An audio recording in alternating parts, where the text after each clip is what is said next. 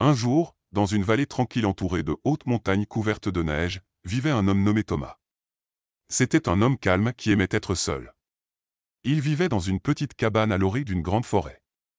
La plupart des villageois le trouvaient étrange parce qu'il n'aimait pas passer beaucoup de temps avec les gens. Au lieu de cela, Thomas passait ses journées dans la forêt, observant les animaux et apprenant à leur sujet. Il ne chassait pas pour le plaisir comme les autres chasseurs du village, il ne chassait que lorsqu'il avait besoin de nourriture, et il respectait les animaux qu'il rencontrait. Thomas avait toujours ressenti une connexion spéciale avec la forêt. Elle était paisible, et il comprenait les créatures qui y vivaient. Les villageois parlaient souvent de lui, disant qu'il était étrange, mais Thomas était heureux d'être seul, loin de la vie occupée du village. Cela ne le dérangeait pas du tout. Un jour d'hiver, une violente tempête de neige souffla dans la vallée. Thomas sortit dans la forêt pour chasser.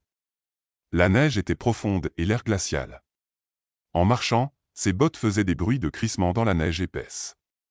Il cherchait des cerfs, comme il le faisait habituellement en hiver, lorsque la nourriture était rare. Soudain, un grondement bas et profond rompit le silence. Thomas se figea, son cœur battant à toute vitesse. Il regarda autour de lui, essayant de trouver la source du grondement. Il n'eut pas à attendre longtemps. Un énorme ours sortit des arbres. L'ours était beaucoup plus grand que tous ceux que Thomas avait jamais vus. Son pelage était épais et recouvert de neige, et ses yeux semblaient remplis de sagesse. Thomas ressentit de la peur, mais il ne bougea pas.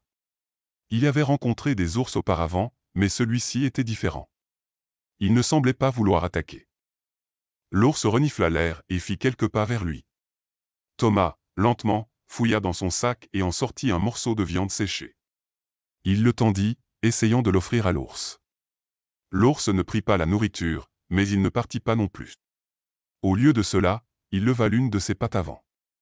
Thomas vit que la patte était enflée et couverte de sang. Elle était blessée. Thomas, sans réfléchir, déposa son arc et s'accroupit. « Tu es blessé, dit-il doucement, ne voulant pas effrayer l'ours. Il s'approcha lentement de l'animal. « Je peux t'aider. » L'ours grogna doucement mais n'attaqua pas. Il se contenta de regarder Thomas avec ses yeux calmes et intelligents. Thomas ressentit une étrange sensation dans sa poitrine. Il n'avait plus peur. Il savait que l'ours avait besoin d'aide. Il utilisa soigneusement sa veste pour fabriquer un bandage pour la patte blessée de l'ours. L'ours tressaillit un peu, mais ne s'éloigna pas. Thomas travailla rapidement et doucement, et bientôt la patte de l'ours était enveloppée. Thomas se releva et regarda l'ours dans les yeux. « Tu vas aller bien, dit-il. Je reviendrai te voir. » D'un dernier regard, l'ours tourna lentement et disparut dans les arbres, sa boiterie n'étant plus aussi grave qu'auparavant.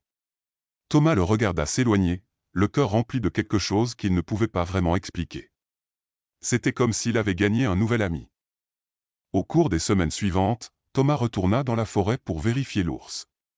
Il apporta de la nourriture et vérifia la plaie de l'ours. Peu à peu, l'ours commença à faire confiance à Thomas. Il attendait son arrivée, parfois lui permettant même de s'approcher davantage. Chaque fois, le lien entre eux devenait plus fort. Les villageois commencèrent à remarquer Thomas et l'ours ensemble. Ils étaient émerveillés de voir que l'homme pouvait être si proche d'un animal aussi sauvage. Certains pensaient que c'était de la magie, mais Thomas savait que ce n'était pas le cas. C'était simplement de l'amitié, basée sur le respect et la confiance. Au fil des saisons, Thomas et l'ours, maintenant nommé Bruma, passèrent de plus en plus de temps ensemble. Bruma suivait Thomas à travers la forêt, et Thomas lui enseignait où trouver les meilleures baies et le miel le plus sucré. Ils passaient des journées tranquilles, marchant ensemble dans les bois. Ils n'avaient pas besoin de parler. Ils se comprenaient parfaitement. Les villageois finirent par accepter Bruma comme faisant partie de la forêt. Ils n'avaient plus peur de l'ours. Au contraire, ils admiraient la étrange amitié entre l'homme et la bête. Les années passèrent. L'hiver vint et repartit. Le printemps se transforma en été. Le lien entre Thomas et Bruma ne fit que se renforcer. Ils partagèrent de nombreux moments tranquilles dans la forêt, assis sous le vieux chêne, regardant le soleil se coucher. Mais au fil du temps, Thomas remarqua des changements chez Bruma. L'ours semblait ralentir. Les pas de Bruma étaient plus lents, et son pelage n'était plus aussi épais et brillant. Son corps autrefois fort semblait fatigué. Thomas était inquiet, mais ne savait pas quoi faire. L'ours avait toujours été fort, mais maintenant il semblait vieillir. Un matin froid d'automne, Thomas trouva Bruma allongée sous leur chêne préféré.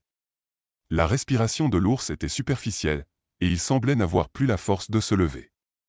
Thomas s'agenouilla à ses côtés, le cœur lourd. « Tu as été mon meilleur ami, Bruma, » murmura Thomas, la voix remplie de tristesse. « Je ne t'oublierai jamais. » Bruma ouvrit les yeux une dernière fois et regarda Thomas. Puis, avec un profond et paisible soupir, l'ours ferma les yeux et resta immobile. Thomas resta près de lui pendant des heures, pleurant son ami. La forêt sembla pleurer aussi. Les arbres chuchotaient dans le vent, et les oiseaux semblaient plus silencieux que d'habitude. Thomas avait l'impression que le monde entier se souvenait de Bruma. Après quelques jours, Thomas retourna au village, mais il ne pouvait se défaire de la tristesse dans son cœur. Il avait perdu son ami.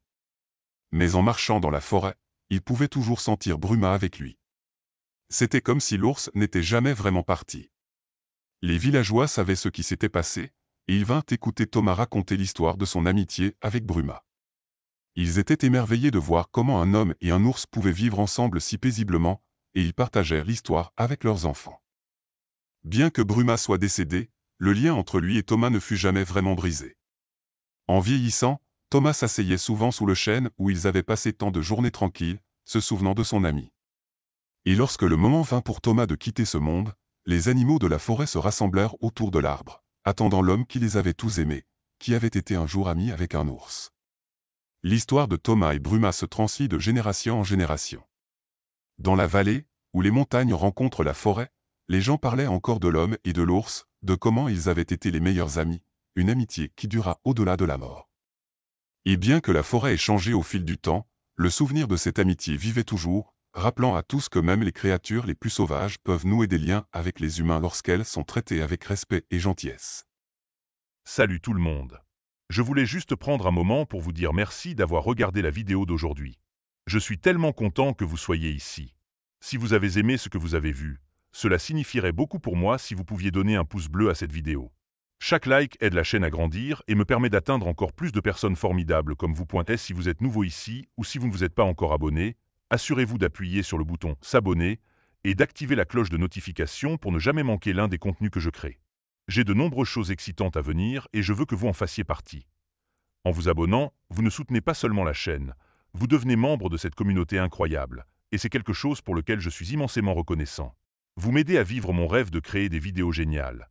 Et je veux continuer à rendre tout cela avec plus de contenu génial pour que vous puissiez en profiter.